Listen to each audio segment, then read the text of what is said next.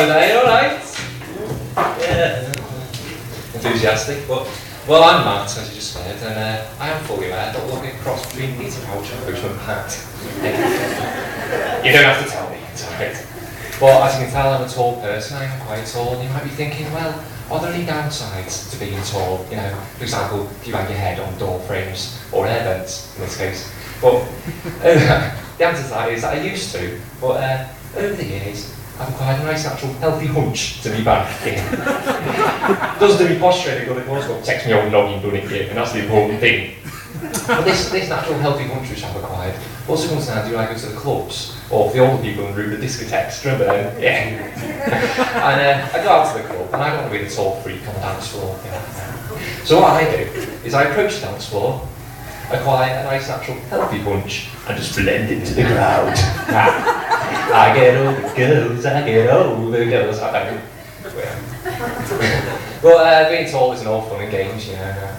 Often I'll get strangers that I'll come up to me in the street, people I don't know, people I don't want to know. They'll come up to me in the street and start asking me questions. Most common of which is, oh, how tall are you, mate? How tall are you? And this used to annoy me, but I've calmed down over the years now. And when they go, how tall are you? I just politely turn around and say, I'm 6'5". So how much do you weigh, fatty? They don't like the questions back at them, do they? No, they don't. But when you're tall, you get asked ridiculous questions. Questions you don't ask anyone else. You know, like, oh, were you put in a grow bag when you were younger, eh? Well, of course I wasn't. Who do you think my dad was? Fred West? But I'm getting on quite a lot at the moment, and I don't know why. You must have trouble finding clothes. Must I? I thought it was quite fashionable before I came out, but obviously not. I look like I get my clothes from Lidl. So thanks. Well, yeah, enough about me being tall. We're all in Liverpool, aren't we? Yeah. It's great, isn't it? Yeah. Capital of Culture 2008, it's happening. I don't know about you, but when I think of culture, I think of all the people, all the lands, all the languages. And I was in one of Liverpool's many international cuisine restaurants the other day, buying a Big Mac. And I had a lovely conversation which really epitomises the spirit of the capital of culture. So imagine I'm standing in the queue and the man in front of me starts ordering. And he goes, can I have a burger, some fries, and have you got any white sauce? And the girl behind the counter said, white sauce? Mate, it's called mayonnaise. You're giving the capital of culture a bad name, you fucking blade. It's a beautiful city with beautiful people, it really is. Well, yeah, it's Capital Culture 2008, it's happening, isn't it? Yeah, and I was looking at the events list this year, and oh god, we're in for a treat, I can tell you now. I'll tell you, right, here we go. End of March, the Anne Frank Festival's coming to town.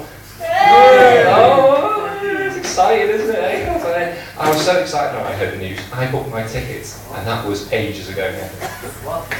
Just can't remember where I got those Anne Frank tickets now. Oh, I don't know, they're probably hiding away in the house somewhere, aren't they? Well, yeah, and then in April, it's the Arts Council Seminar. It doesn't sound too interesting, does it? But apparently the Everton Football Club are going to the Arts Seminar here. It's because they keep drawing. Football joke for the boys at the back. And then in May, we've got an exhibition on. It's called Art in the Age of Steam. Now, being a 23-year-old record-id male like I am, I'm thinking steam, yeah, Swedish porn stars, in a sauna, getting steamy, I was like, boys now, bit of blue, yeah, but it's not, no. It's actually art inspired by the steam locomotive, but you know, whether it be trains or porn stars, I'm pretty sure we'll call the Thomas the Tank somewhere down the line, won't it? Hey, you want to joke. Well, you know, I live close to Liverpool, and I thought, well, I'm going to use this opportunity, the capital of culture, to try and increase my culturality along with the rest of the city. I thought, well, the best way to do that is to start reading, isn't it? Yeah. So I got a copy of Heat magazine, and I was reading all the important articles that are in it. You know, Britney Spears has got a sweat patch, Uma Thurman's got man hands, Jay Gooddy's joined the BNP. But I read a lovely article about Amy Winehouse. Yeah, I'm sure you're familiar with Amy Winehouse, the long-faced, bonnet-haired jazz singer, Amy Winehouse, yeah. Well, she's taken that many drugs, and she's already written a will. And in a will, it specifies that when she dies, she wants her body to be cut up, and each individual piece auctioned off. Which baffled me, because everyone knows there's no point flogging a dead horse. So I gave up on Heat magazine and thought, oh, this is rubbish. So I turned to the newspapers, and it's reading the newspaper, the front page. It was all like George Bush in Iraq. Yeah. And it said, McDonald's again, Kentucky Fried Chicken and a pizza, which is George Bush's new three-step policy to rebuild Iraq. It will never work, I tell you. But speaking of George Bush and the US presidency, have you been following the US presidential candidate race? Do you know anything like that? Yeah. I don't know who I'd support, to be honest with you. If I was an American and I had to vote, I'd probably vote for that one. You know the one that owns all the card shops? Clinton. Yeah, that's the one. I'd vote for him. Yeah, George Bush is a good man, isn't he? Starting wars all over the world, he's good. Afghanistan's one of them. Yeah, and our Prince Harry was over there recently, wasn't he? Prince Harry was in Afghanistan. But he was over there for 3 months on the front line, and no one knew about it, no, because the Ministry of Defence silenced the papers. Yeah.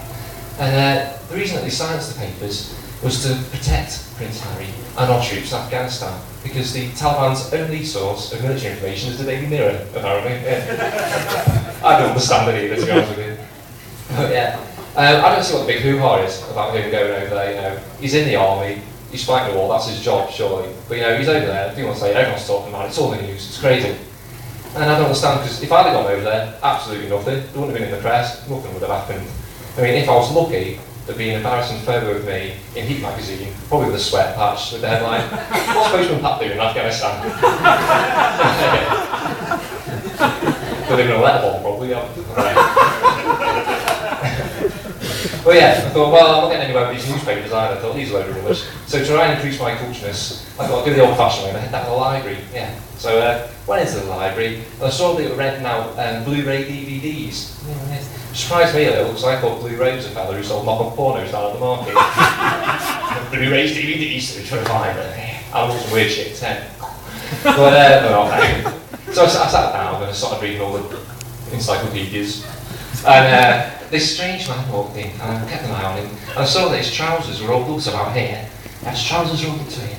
And he walks over to the shelves, and he starts taking things off the shelves and putting them into his trousers. I thought, well, that's a turn up for the books. I didn't really, I just thought it was a bit of a knob. Oh yeah. Oh, that's actually all my set at the moment. But I thought, what we do, because I don't want to stay up for the 10 minutes, because I know you all love me. When I stay on the 10 minutes, I thought I'd do a bit of joke cricket. Yeah. It's very simple, very simple. I need a little umpire, so would you mind being an umpire? So you don't have to do anything. I'll say a joke, I'm going to bowl the joke at you. And what you do, if it's crap or offensive, you go out like that, and everyone forgets it ever happened and we all get on with our lives. If it's good, you go 6, and everyone cheers, and I feel good about myself. Alright? So it's very simple, okay? First, out. First innings, first bowl. Okay, a man tried to sell me a TV the other day. He goes, it's a 48-inch LCD flat screen TV for £100. He goes, there's only one problem with it. The volume is constantly set on max, and there's nothing you can do about it. I thought for £100 I can't turn it down. Out. Yeah, it's golden done. Where's that? Don't worry, it's losing all of it, tell you. Prince Charles is driving around the grounds of Buckingham Palace in his Jeep, and he accidentally runs over a corgi.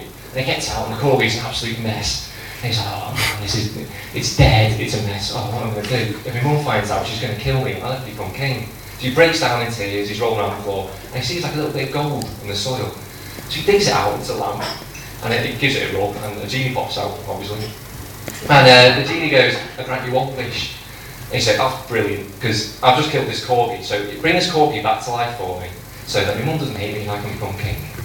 So the genie walks over and he goes, oh, damn oh mate, this corgi's an absolute mess, look at it, oh, don't think even I can bring this back to life for you. You can have another wish though if you want. And he goes, alright then.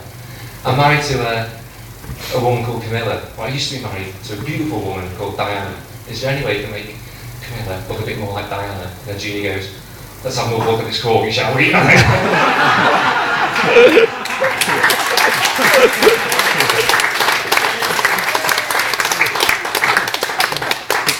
6, yeah. I feel good about myself at last. But yeah, it's like 10 minutes. Yeah.